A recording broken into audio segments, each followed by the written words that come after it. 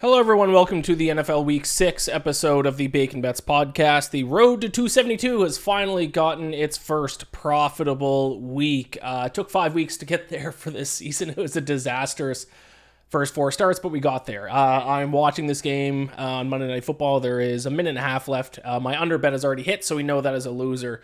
No, it doesn't matter whether or not the Jaguars come down and score the winner here or not. So that means I do have my official record already.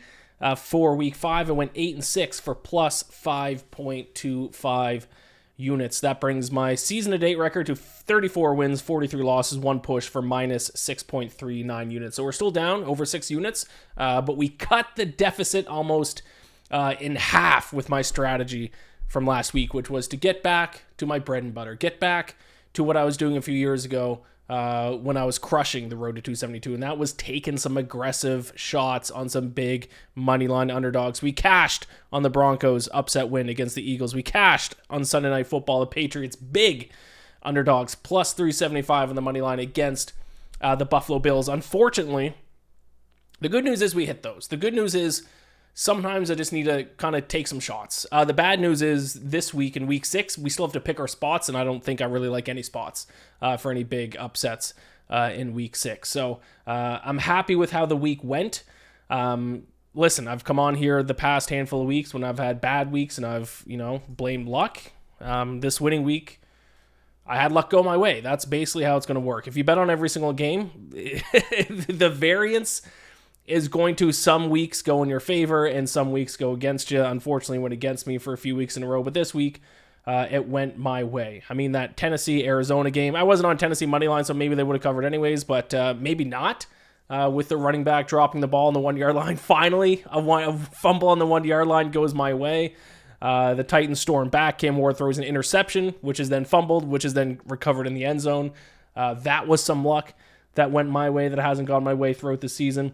The Patriots got some turnovers, right end of turnovers a little bit on Sunday night. They also try to shoot themselves in the foot too, though. They had some bad luck, so I won't completely credit luck for that pick.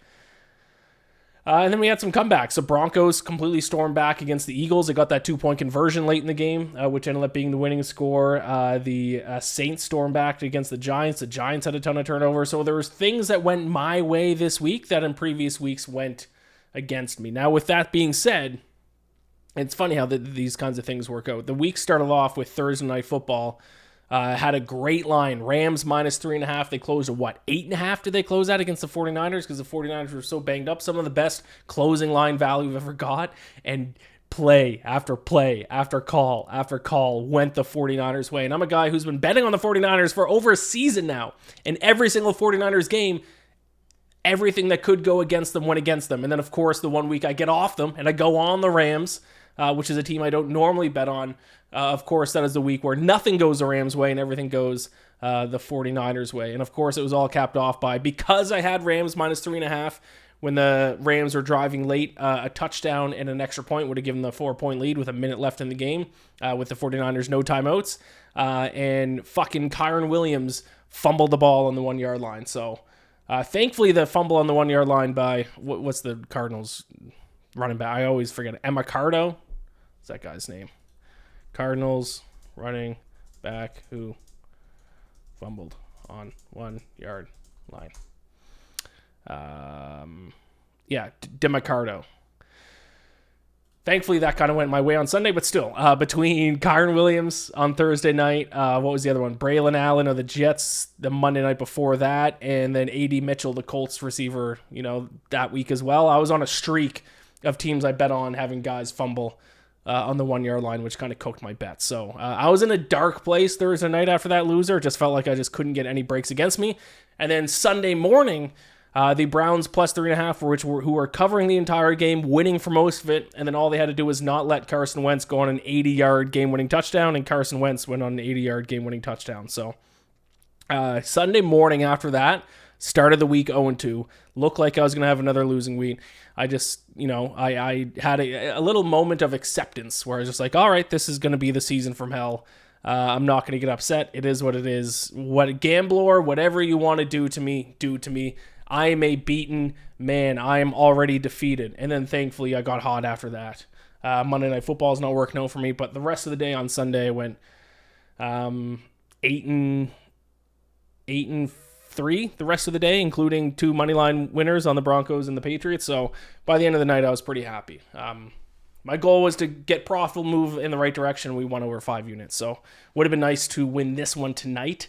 I would have been up over 7 units. I would have really taken a chunk out of my deficit, but we are moving in the correct direction. Also, big weekend for my Toronto Blue Jays. Blue Jays, I know this is a football podcast, but I got to shout them out.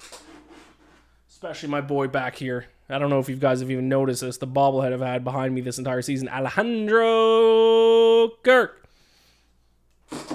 who is literally like my height and weight.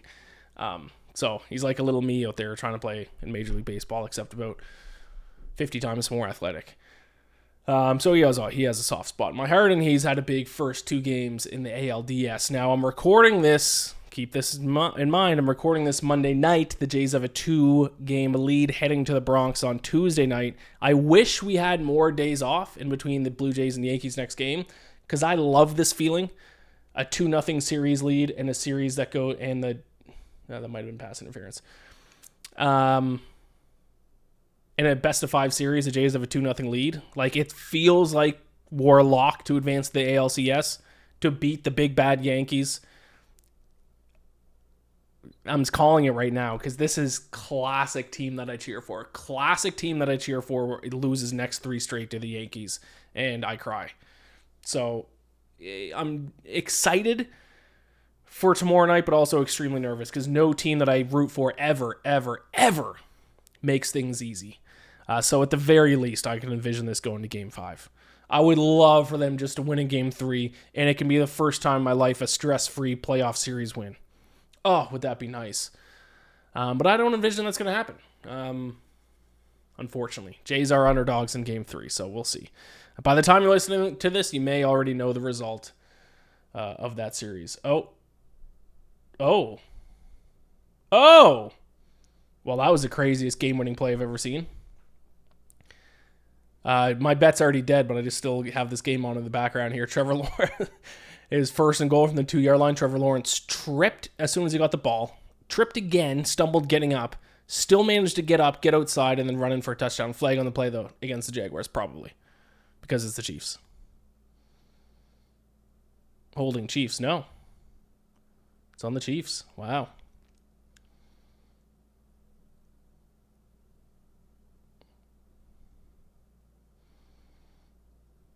Wow. There you go. The Jaguars are probably going to win. 23 seconds left. You never know with Patrick Mahomes, but all right, so yeah, we got Blue Jays coming up, but this is a football podcast. We got to talk about my picks for NFL Week 7. I got all my bets locked in, all 15 of them. There are just 2 teams on bye. Who's on bye this week? I looked it up earlier, but now I forget. Vikings are on bye. They're coming back. Who the Vikings? It's not the Browns, because the Browns are back. Are the Browns playing in... No, it's the Jets and Broncos. The Browns didn't take a bye week after just playing in London. Who's on the bye? The Vikings and someone else. I can't think of who the other team is off the top of my head. But it doesn't matter. We have 15 games. Only 2 teams on bye. So let's get into them. It is the NFL Week 6 edition of the Bacon Bets podcast. The road to 272 bets marches on. All right, let's get into my plays for Week 6. I do want to say, I mentioned last week, if you listen to last week's episode, I talked about how I'm going to get into DVOA. I subscribe to, FTN Fantasy, who have the rights for this DVOA statistics, so I have to pay a membership just to be able to look at DVOA analytics. Last week, I just looked them up on Twitter. I figured, hey, if I'm going to use the analytics, I should at least pay for the people who produces them. I got an issue now that I'm looking at DVOA, though, that some DVOA numbers contradict, like EPA and success rate. The one that sticks out to me, and we'll get to this game in a little bit, but the Broncos, their defense from EPA, from success rate, from, opponent yards per play is like a top 5 defense, but then in DVOA, they're like 15th. So, like, what do I weight more? I feel like now I got paralysis by analysis. I don't know which of the several stats I look at to trust the most. Is EPA more important? Is DVOA more important? I've read about DVOA. I can't really explain it myself, but I do kind of understand it. It's basically just like a percentage of how successful a team is compared to an average team who is in the exact same scenario running the exact same play, I guess. It's pretty complicated. It seems to me like it's maybe overanalyzing it a little bit, but maybe not.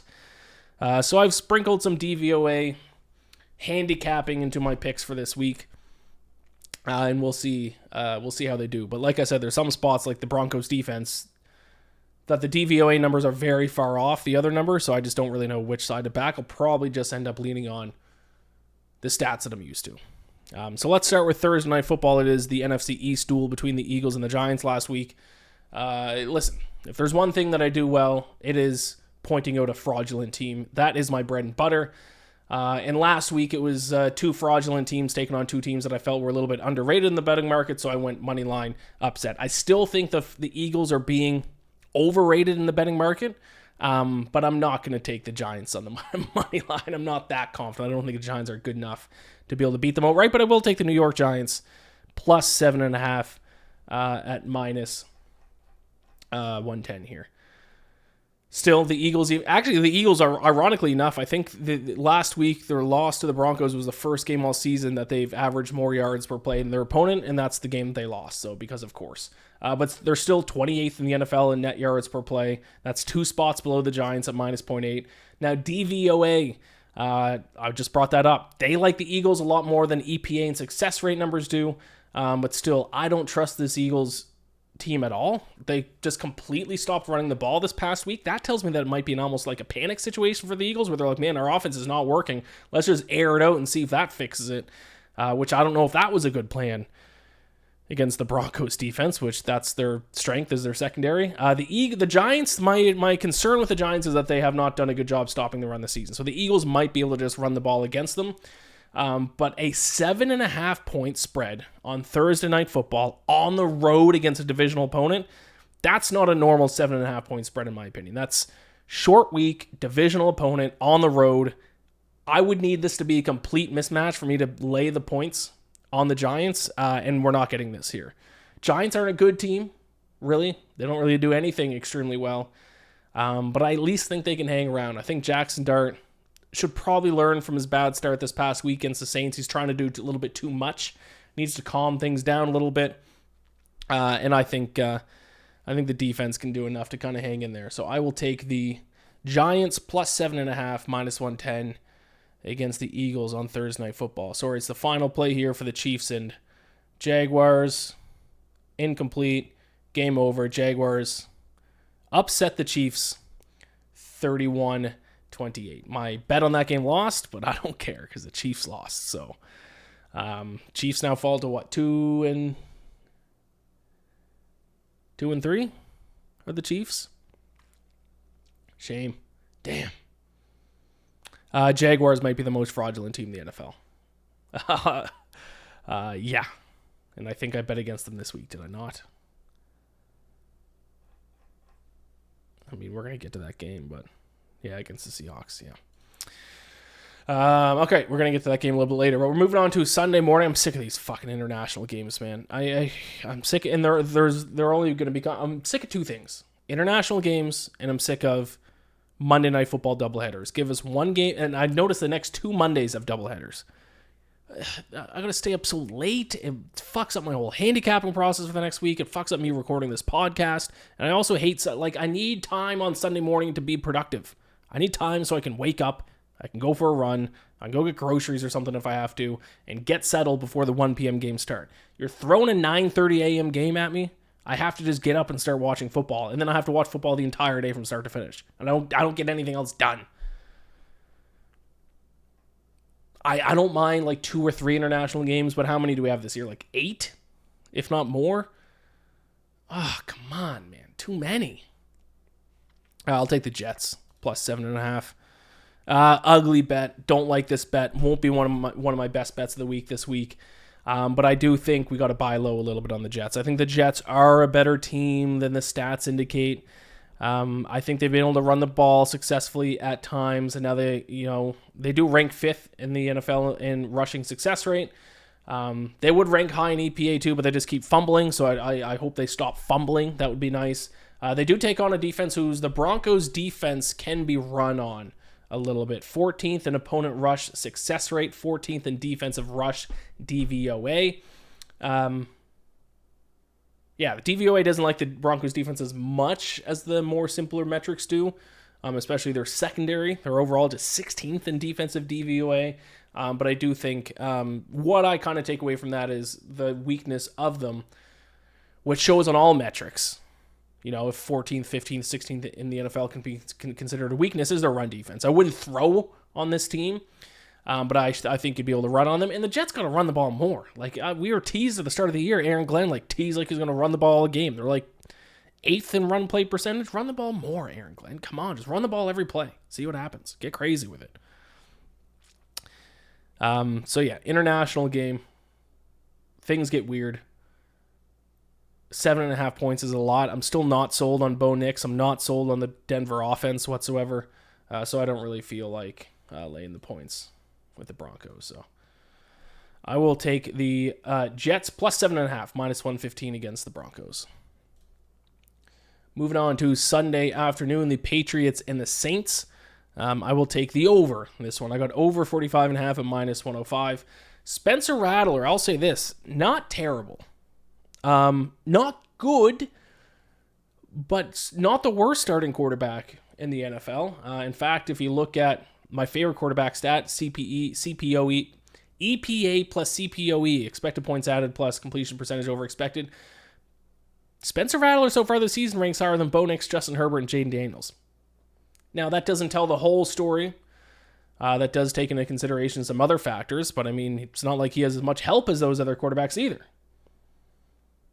With that being said, I don't believe in the Saints defense, so I'm just going to take the over because I don't really want to bet against the Patriots offense, but I also don't want to bet against the Patriots defense. Both these teams have done better offensively than defensively so far this season. For example, Patriots 10th in the NFL in EPA per play, 23rd in opponent EPA per play. So I am surprised that the total in this game is set in the mid-40s at 45.5 at minus 105. So I will trust Spencer Rattler. I will trust Drake May for the second straight week. Give me the over between the Patriots and the Saints. Cowboys against the Panthers. I got a lot of ugly. I think here's the issue. Last week, I nailed some underdogs. I got the Titans to cover. I got the Patriots to win. I got the Broncos to win. I hit some other underdogs to cover. I'm now cocky with underdogs, and I think I might have went too hard with underdogs this week. Not on money lines, but on spreads. I took Panthers plus 3.5 against the Cowboys. This could be a bet I'm going to feel stupid about. There's one or two bets every single week where I'm like, oh, that was dumb. I got too cute with that one. Last week it was the Raiders against the Colts. Why would I have taken the Raiders in that spot? Immediately I was like, oh, that bet was dumb. And most of the time I figure out that it's dumb before the game even starts. Sometime between Monday night and Sunday morning, I come to my senses and realize the bet is dumb. This week, that bet is probably going to be Panthers plus 3.5 against the Cowboys. But I just don't want to lay points on this Cowboys defense. This Cowboys defense stinks. 31st in DVOA, 32nd in opponent EPA, 31st in opponent success rate. Bottom two defense in the NFL. The Carolina defense, not terrible. 4th in the NFL in opponent success rate. That could prove pivotal. And also the Cowboys offense is still banged up. Obviously, I'm doing this early enough in the week that I don't know the injury report for the Cowboys, but CeeDee Lamb, Kevontae Turpin, Tyler Guyton, Tyler Booker out all last week. They were able to overcome those injuries against the Jets, but I think this Panthers defense might be good enough at home to make this a little bit more of a game. So I don't love it.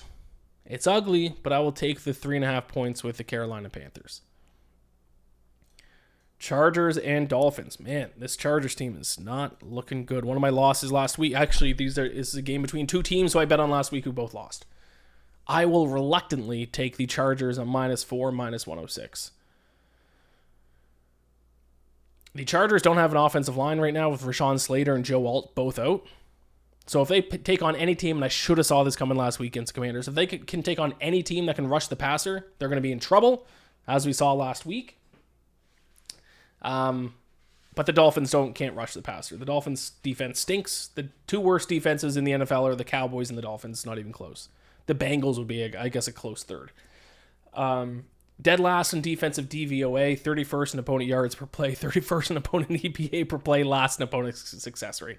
I know the Chargers don't have an offensive line, but they at least have Justin Herbert. They at least have some weapons on that team. I know Marion Hampton's out for the year now, which is terrible for my fantasy teams.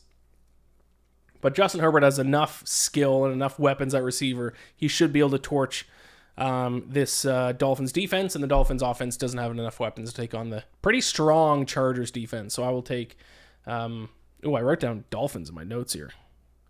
Oops. That should not say Dolphins. Dolphins aren't 4-point favorites in this game. That should say Chargers. Sorry. For watching this on YouTube, the graphic said Dolphins. I assure you I'm not taking Dolphins alt line -4. I'm taking the Chargers -4. All right. The Seahawks and Jaguars. Now, this obviously involved a team that just finished playing in the Jaguars. Let's see if they reopen the line. It was a pick'em when I bet at it. When I bet it before tonight's game. It doesn't look like that line is reopened yet. Let me just check one more book here. I will tell you while I'm looking this up that I'm taking the Seahawks. I took them at -110. Pick'em. Coin flip. No, the odds haven't opened up anywhere yet, it looks like. This, to me, is already, I'll tell you, my best bet of the week. The Seahawks are very good. I know that they lost to the Buccaneers in a shootout. Sam Darnold. I'll tell you this, Sam Darnold, I placed a very small bet on him at 80-1 to win NFL MVP. He leads the NFL right now amongst all quarterbacks in adjusted EPA per play and completion percentage over expected. He has been the best quarterback from a metric standpoint in the NFL so far this season, from a throwing standpoint. That's interesting. Now, the Seahawks have been running the ball a ton. I would actually like to see them start if Sam Darnold is going to play at that level, throw the ball. Stop. They've been running the ball, I think, the second highest rate, or maybe even the highest rate now, after the Eagles didn't run the ball this past week. Stop running the ball, Seattle. Throw the ball. And I'm not high on the Jaguars. What were their numbers against the Chiefs here? Let me look this up. I mean, they put up 31 points. I know one was a pick six, but like their offense still. Yeah, Chiefs 7.6 yards per play, Jaguars 5.9 yards per play. Chiefs 13 penalties for 109 yards. That's not great. Yeah, Trevor Lawrence 18 of 25, 221, a touchdown and a pick. Not great. He ran the ball really well tonight, 54 yards on the ground, 2 rushing touchdowns. I'm just out on this Jaguars team. Their offense is not good, and their defense was supposed to be their strength. Their defense just gave up 28 points to the Chiefs, so I'm not really sold on either.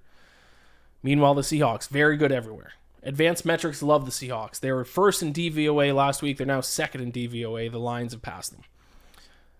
The Seahawks have been playing really well on the road this season, so the fact that they're on the road doesn't scare me away. Short week for the Jaguars. I will take the Seahawks as a pick'em here. If it reopens, I mean, the line's not going to move the Seahawks' way. The Jaguars just won. So, yeah, I'll take Seahawks -110. The Browns against the Steelers. You know what? If I was going to take one significant upset, I was thinking about going Browns money line. But I really like this game with the points. I know the Browns are just coming overseas from just playing in London. But the time to bet on the Steelers is when they're getting points. You don't want to lay the points on Mike Tomlin's Steelers. This has kind of been the theme of the Steelers the past handful of years. Every game that they play in is close, no matter how good or how bad their opponent is. So generally in a Steelers game, if they're laying points, go the opposite way. If they're getting points, you take the Steelers. They're laying 5.5. That's a lot for a team that's very average in almost every metric you want to look at. They're somewhere between 13th and 18th in almost everything. Now they're taking on a Browns team who are Dylan Gabriel. Very tough first opponent for Dylan Gabriel. One of the best defenses in the league in the Vikings. And he didn't have a fantastic game, but he played well. 2 touchdowns, had a chance to win it. Now he plays a significantly easier defense this week. I think he certainly gives them a better chance to win than Joe Flacco did. And the Browns defense is probably the best unit in this game.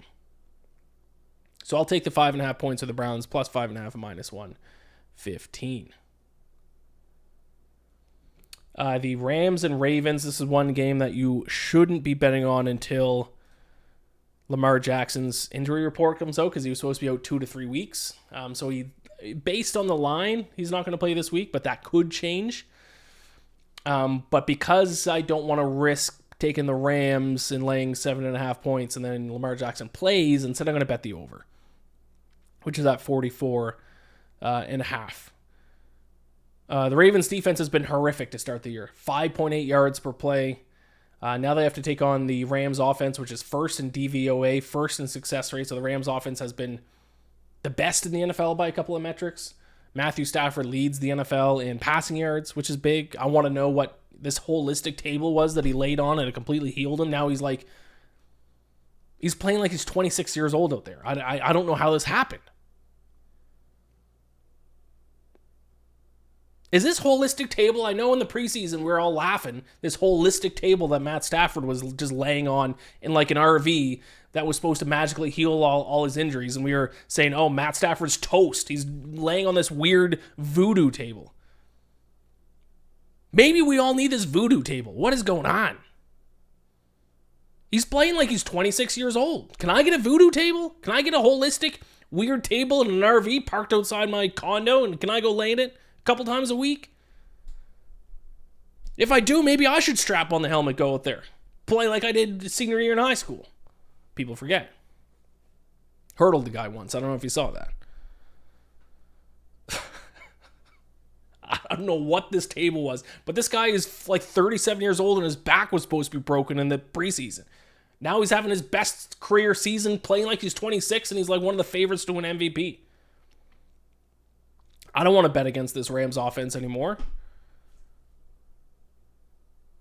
I'll take the over. Also, the weakness of the Rams defense is the run defense. So if the Ravens can hand the ball to Derrick Henry for a change, maybe they can put up some kind of points to contribute to this total, even if Cooper Rush is playing. So give me the over 44.5, minus 115, Rams and Ravens. The Cardinals and the Colts, I'm done betting against the Colts. That was so stupid of me to take the Raiders last week. That was such an overthink bet. I'll lay the 5.5 points with the Colts.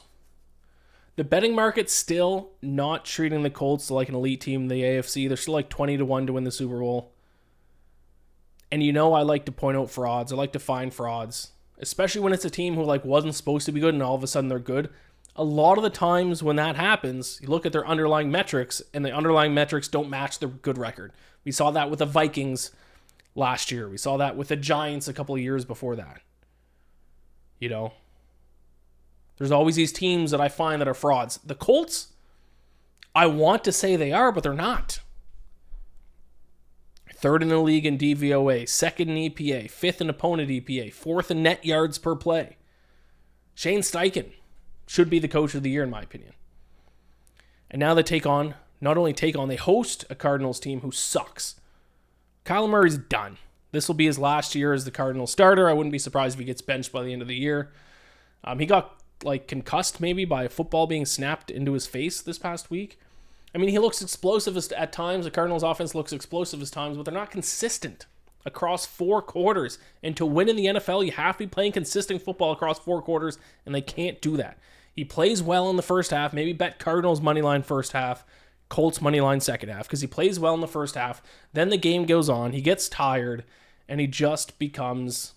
Because, look at all the Cardinals games. The Panthers came back and covered against them late.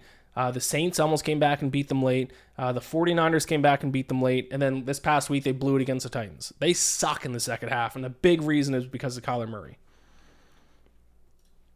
Now, this line has moved a point since I bet it's up to minus 6.5. Still like it at that. Anything under a touchdown, I will take the Colts.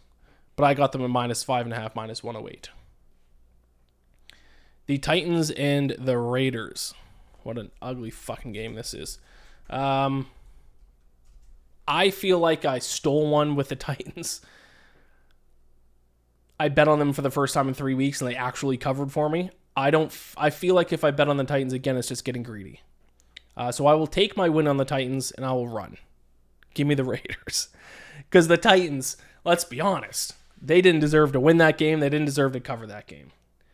If DeMarcado or whatever his name was didn't drop the ball before running into the end zone, if the interception wasn't then fumbled and then jumped on in the end zone by the Titans. That's a completely different game. Their metrics make them the worst team in the NFL by far.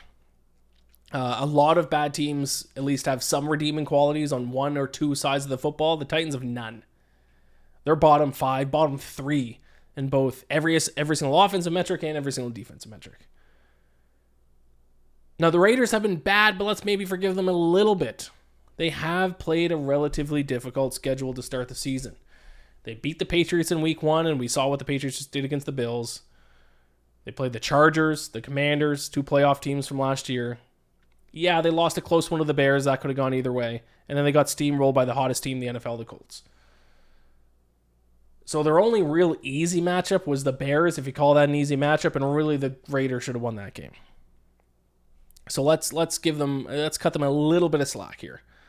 It's time for Geno Smith to look like Geno of old. The Raiders just have more weapons. They're more well coached. They're better on both sides of the football than the Titans. I'm not afraid, especially at home. I'll lay the 5 points, minus 105 on the Raiders. That was a bad one. I got to redo that. The Raiders. Bengals, Packers, one of the biggest lines of the week. Give me the Packers, minus 14 and a half. I think we got to buy low on the Packers.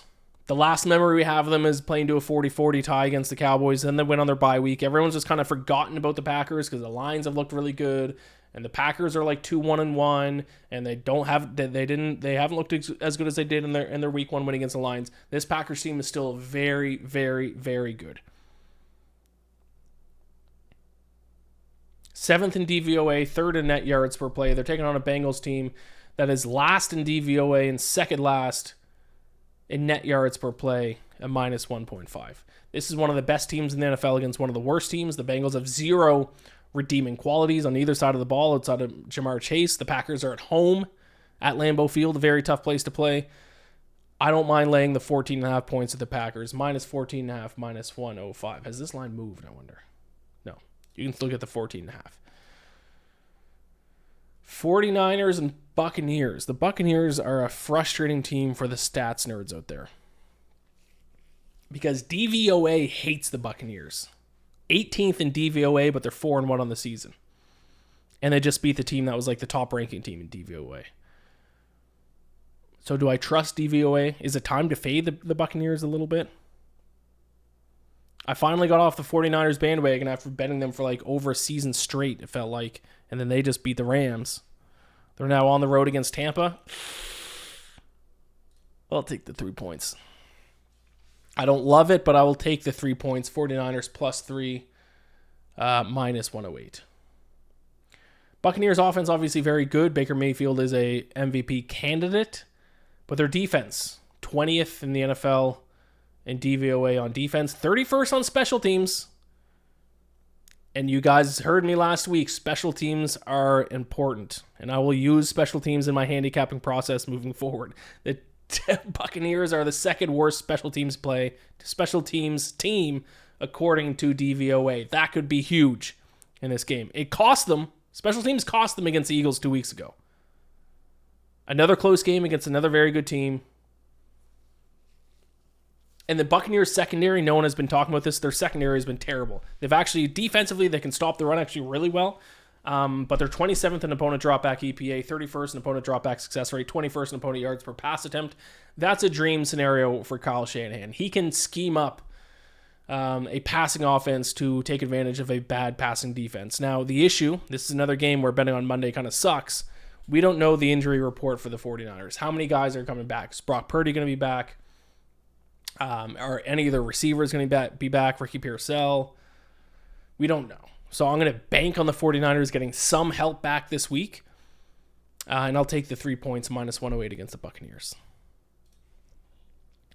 Sunday Night Football, it's the Lions against the Chiefs. I apologize. Last week was 2 big upsets. They both won. This is my upset pick. The week it's the Lions, it's even money. And I don't even know if you're going to be able to get plus money after the Chiefs just lost. Has that line been reposted anywhere? Has it reopened anywhere? Seahawks Jaguars did reopen. That's back. That's just a pick 'em. Okay, so at least at DraftKings, there is a plus 100 still out there. So you can still get plus money as of tonight after the game. The lines did not move based on where they were pregame. We got to start giving the Lions credit. People think the Lions are a very good offense, but their defense struggles. Their defense is very good. They rank in the top 4, both offensive, defensive DVOA, and 4th in special teams DVOA. They thrive on all 3 sides of the ball. Dan Campbell is very good in terms of game management. He knows when to go for it on 4th, when to not kick the field goal, when to not punt, when to go for 2. He understands late game situations, situational football, and I think that's still a weakness of Andy Reid. And I'm just still not sold on this Chiefs team. I'm not. They just lost to a Jaguars team. They should have beat up on that Jaguars team. I think the Chiefs still get respect in the betting market as if they're the Chiefs of old, and I don't think the Chiefs are old. I think they're an okay team. They could probably still even be a playoff team. But to make them favored against the Lions, who are one of the few elite teams in the NFL, stop. That's crazy. That's crazy. I'll take the Lions at plus 100. Moving on to Monday Night Football. We got to wait. My Falcons haven't played in a week now. They're just on bye. Now I've got to wait till Monday night, and I'm going to wait till Monday night probably just to see them get smoked by the Bills. With that being said, I'm taking the Falcons for fuck's sakes. I'm telling you guys, don't take this bet. Take the Bills. Lay the points of the Bills. Josh Allen's going to run all over us. It's going to be bad. I went back and forth on what I wanted to do in this game. I ended up settling on taking the points because I identified the Bills as being an overvalued team in the betting market last week, and I proved correct for at least 1 week against the Patriots. I don't think the betting market has adjusted enough. I think the Bills should be favored in this game for sure. I think they're a very good team, but I think we got to pump the brakes on a team that defensively is not good. Matt Milano was back for them last week. He made a difference, especially in stopping the run. He's going to play a big role against the Falcons. The variance in this game comes down to what version of Michael Penix shows up. I hope the extra week of preparation is going to do well for these guys, especially with the, not playing on Sunday, even another extended day. And the Falcons, small sample size, lead the NFL in defensive DVOA. Not enough people are talking about how good this Falcons defense has been this year. Now, I don't know if it will last.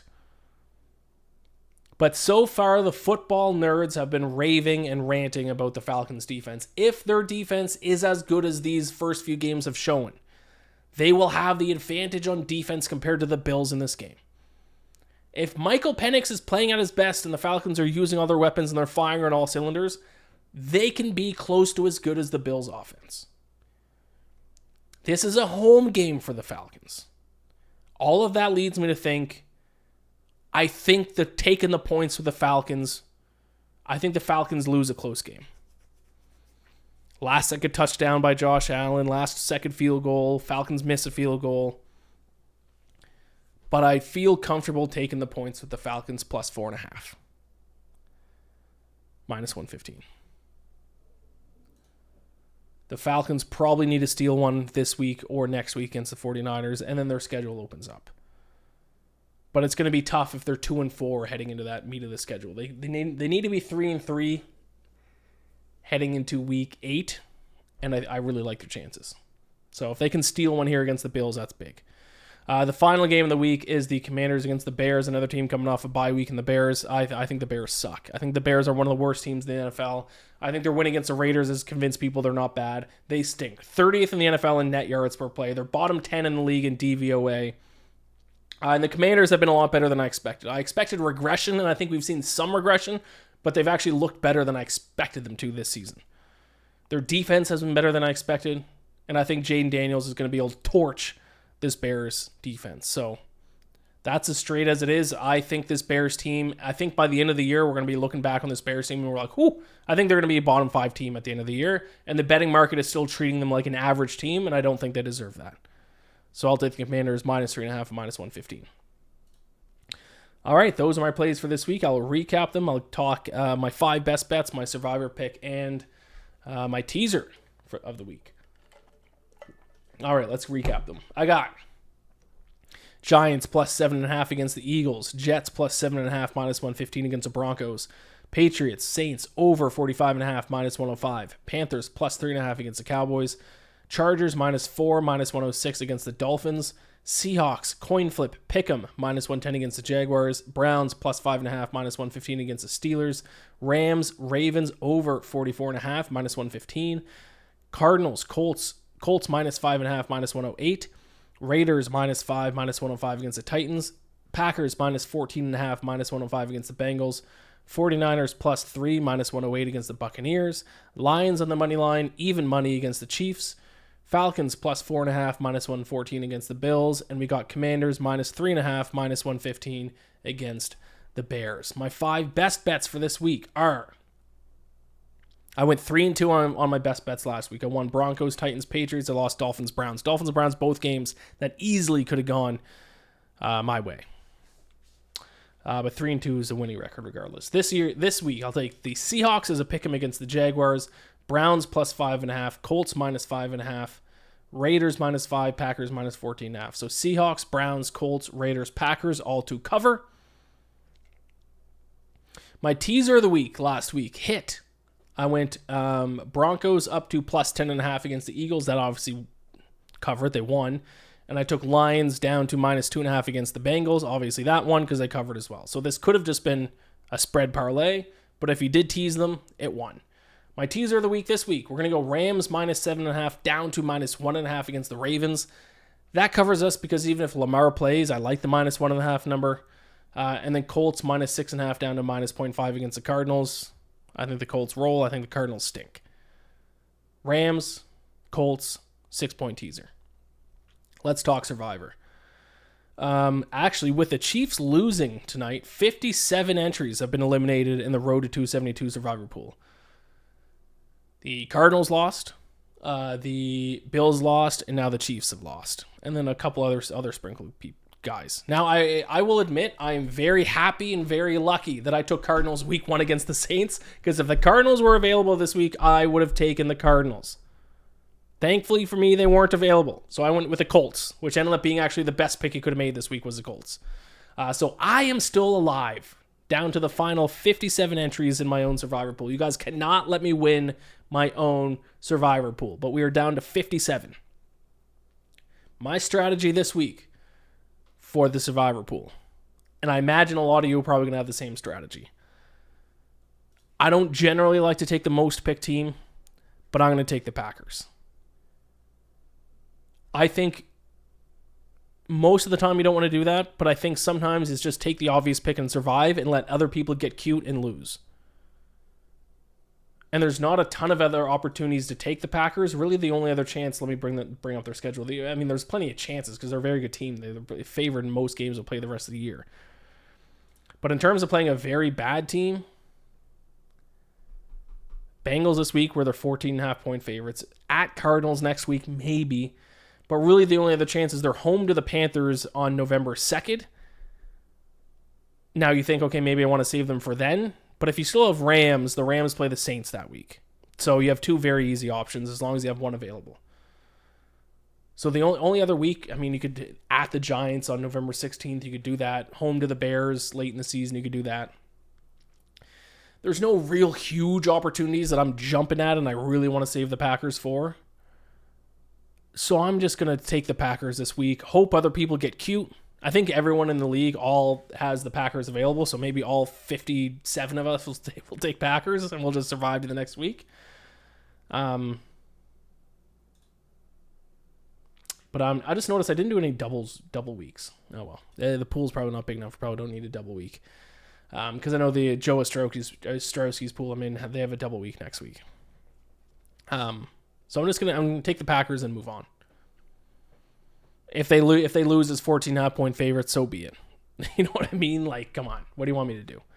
So yeah, it's nothing exciting for Survivor for me for this week. I will let other people try to get cute, and hopefully we'll drop off. Like, if 5 more guys get eliminated this week, I'll be happy. It's early in the season, only 57 entries left. A lot of football left, a lot of other opportunities to go contrarian. This week is no contrarian picks stick out to me. Now, because look, and I'll say, like, if you don't want to use the Packers or if you don't have the Packers,